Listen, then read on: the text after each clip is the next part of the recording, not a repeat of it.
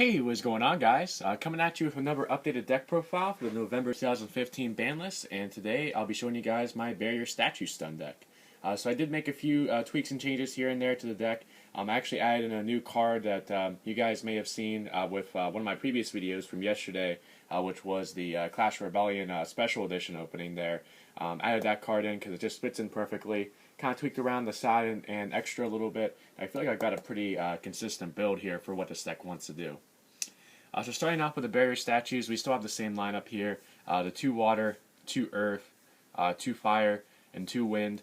I talked about before why I don't really like the Light and Dark Barrier Statues. There's just too many relevant decks out there that are based off of Light and Dark. Obviously Cosmo, Pepe have a good bit of Light and Dark with the Perform Mages and other things that they go into. Burying Abyss I feel like will be good going into the next format with Phoenix Rhino coming out in Breakers of Shadow. And then, in March, they should also have their new XYZ coming out as well. So I don't really want the dark guy. And there's other, good dark sets out there. So I feel like these elements are pretty good because you don't have to worry about a whole lot of decks, that will cause problems with these Barrier Statues.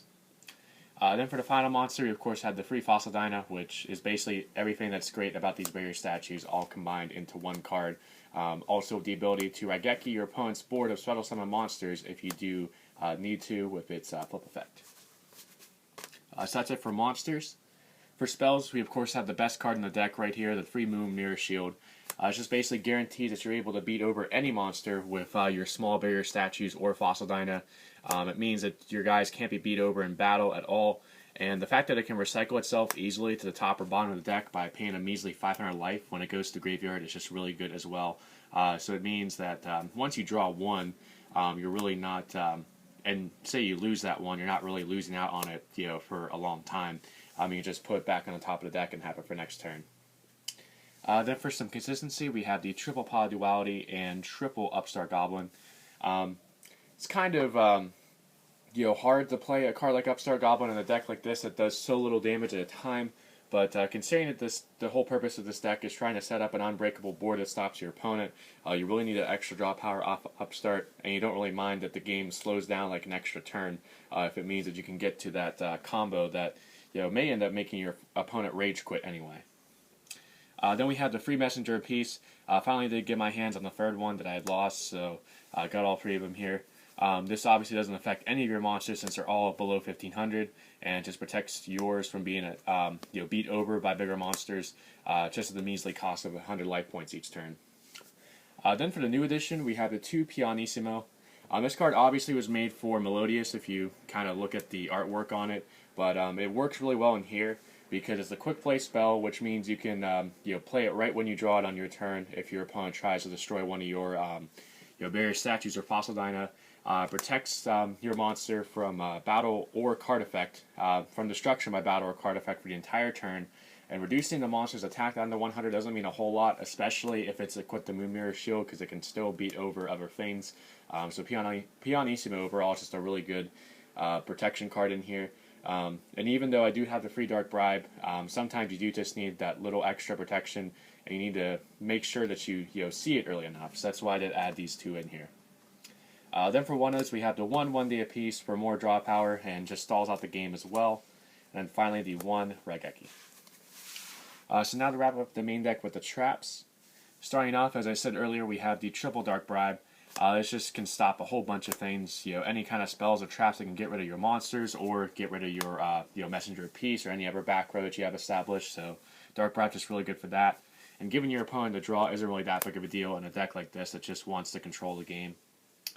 Then we have the free Scrap Iron Scarecrow to protect your monsters from battle. Then we have the 2 Blazing Mirror Force and 2 Mirror Force. I did have to cut Mirror Force down from 3 to 2 to make room for Pianissimo, but I feel like this is enough here, 2 and 2, especially with all the other battle protection you have in this deck. And this can also just blow out your opponent and make sure that you can get by for some damage, especially Blazing Mirror Force as it burns them. Then for one-ofs, we have the 1 Bottomless, the 1 Ram Destruction, and then finally the 1 Solemn Warning. So that's it for the main deck. Total of 40 cards. It's 11 monsters, 16 spells, and 13 traps. Now on to the side deck. So starting off, we have Need of Space and Grand Mole. This is basically, the way I like to think of it is it's kind of like a Moon Mirror Shield as a monster, because you can just summon this, poke at your opponent's monster, bounce it back to the hand, and just get rid of a problem on board. It's also good if your opponent, plays smart and tries to set their monsters and you don't have Moon Mirror Shield. You can just summon Grand Mole and get over that monster just so you can get some more damage on board. Then we have the one Thunder King Ryo because, a lot of decks out there like the Search, and a stun-based deck like this, it's just a really great card. And if you don't happen to have any of your statues or Fossil on board, you can also use its second effect to stop like an Xyz summon, which is pretty good. Then we have the free MST for back row, mostly Decree. The one Dark Hole as another master removal card.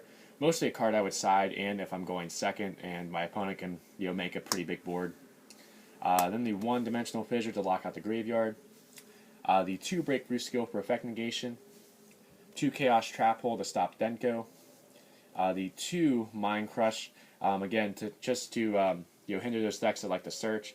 It's especially good in the Pepe matchup or like a Magician based matchup because they can easily search either Dragon Pit or Dragon Pulse Magician, which with their effects they can activate as a Pendulum Scale, and discard a Pendulum Monster to destroy one of your back row or a monster. So it's really good to Mind Crush those cards out off the board because those are the cards that really give you the most trouble.